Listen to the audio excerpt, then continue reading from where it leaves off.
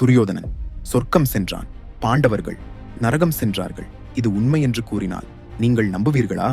தர்மன் சொர்க்கத்தை அடைந்தபோது அவன் கண்ட காட்சி அவனை அதிர வைத்தது. அரியணையில் துரியோதனன், இவ்வளவு அதர்மம் செய்தவன் எப்படி இங்கே என்று தர்மன் கேட்டான். அப்போது ஒரு உண்மை சொல்லப்பட்டது. துரியோதனன் அவன் வாழ்நாள் முழுவதும் ஒரே பாதையில் நடந்தான். தன் தர்மம் என்று நம்பியதை ஒரு நாள் கூட விட்டுவிடவில்லை. அதனால் அவனுக்கு தன் கர்மாவின் பலன் முதலில் கிடைத்தது.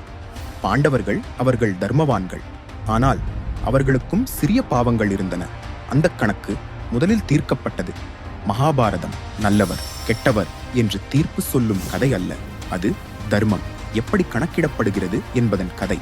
மகாபாரதத்தில் சொர்க்கமும் நரகமும் தண்டனை அல்ல, அவை கர்மாவின் கணக்கு. இந்த கதை உங்களை சங்கடப்படுத்தினால் அதுதான் மகாபாரதத்தின் வெற்றி. இதுபோல உண்மைகளை அறிய சப்ஸ்கிரைப் செய்து பயணத்தை தொடருங்கள்.